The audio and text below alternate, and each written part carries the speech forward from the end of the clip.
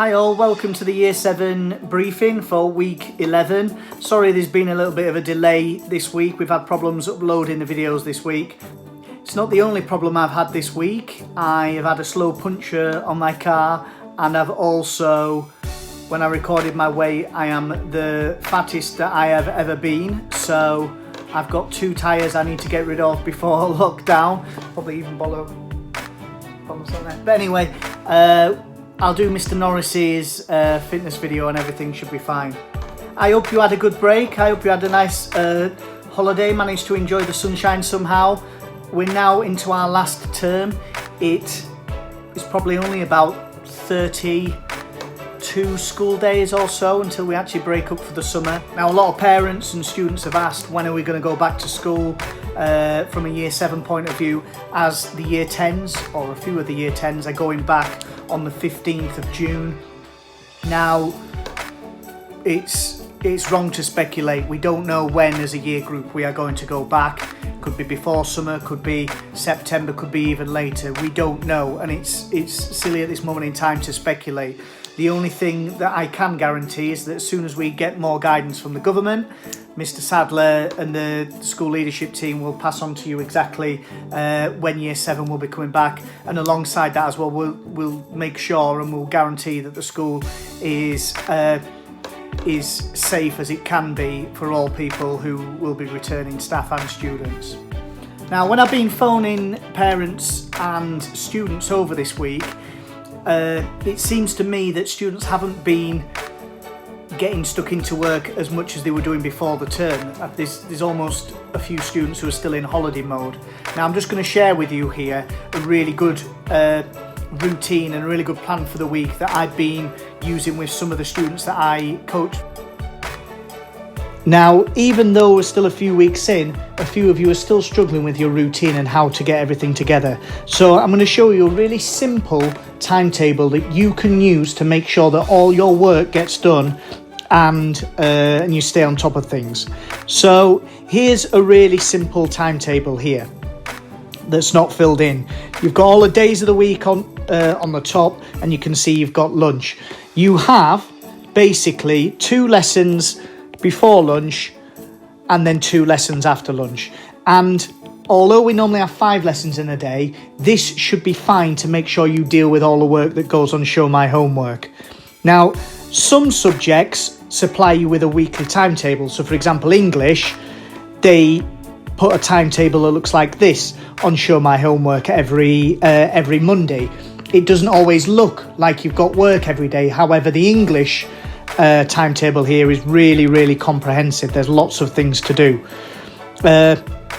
Now, what I would suggest to make sure that you keep on top of everything is that we just put the period numbers down here, 1, 2, 3, 4. So say 2 before lunch and 2 after. I suggest that you always do English first thing.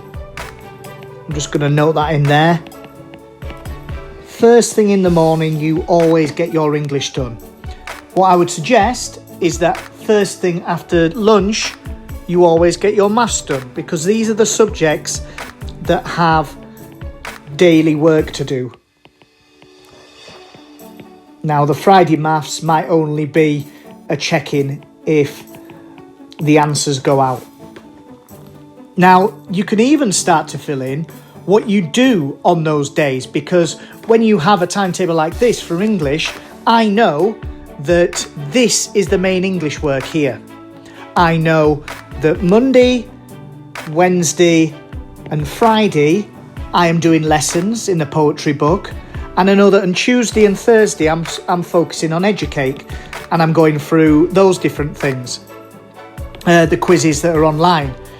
The things that you also have on here are things such as reading through Epic Theory that you can get stuck into every day if once you've got the other work done. But the main thing is always going to be this top bit, is your English work that you need to get done for that day. So let's take Monday as an example. Monday, I need to focus on lesson 7 out of the poetry booklet that's on Show My Homework. So I know that on this day here, on Monday, I need to be focusing on lesson 7. If you remember what I said before, that it then goes lesson, educate, lesson, educate. I know that Tuesdays and Thursdays, I am always going to do the educate, whatever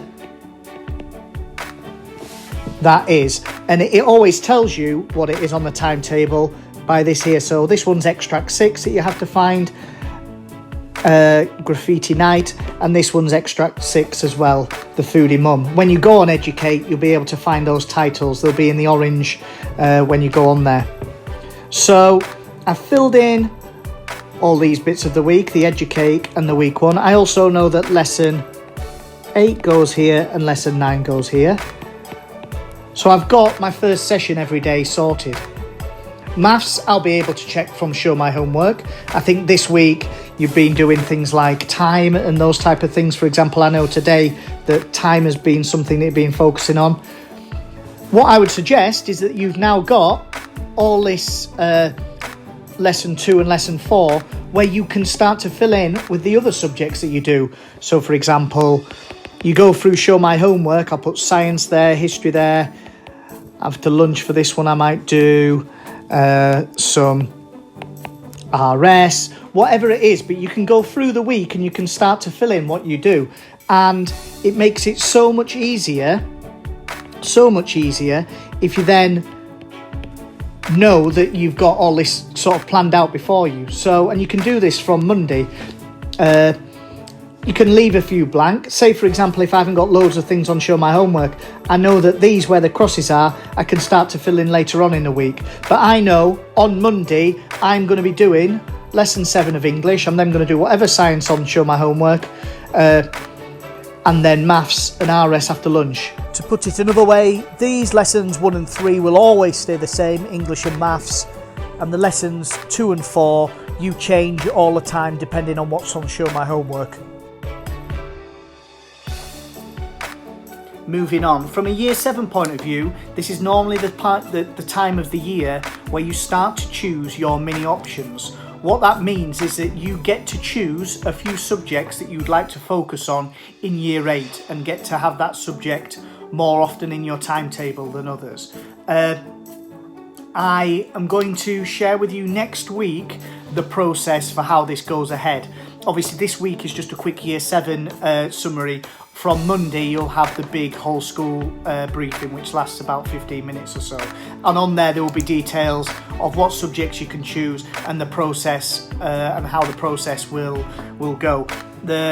What I can say to you is that it will be done online, so you'll be able to choose your subjects online. So please make sure, if your friends or if you know other parents that don't watch this bulletin, then please make sure that they do, so that you can get your timetable sorted for year 8. And finally, as always, if there's anything at all that I can help with, please don't hesitate to contact me through the email below. Likewise, parents can contact me through the Facebook group or Facebook message, and I'll get back to you as soon as I can, as always. Have a really good week. I'll speak to you on Monday. Bye-bye.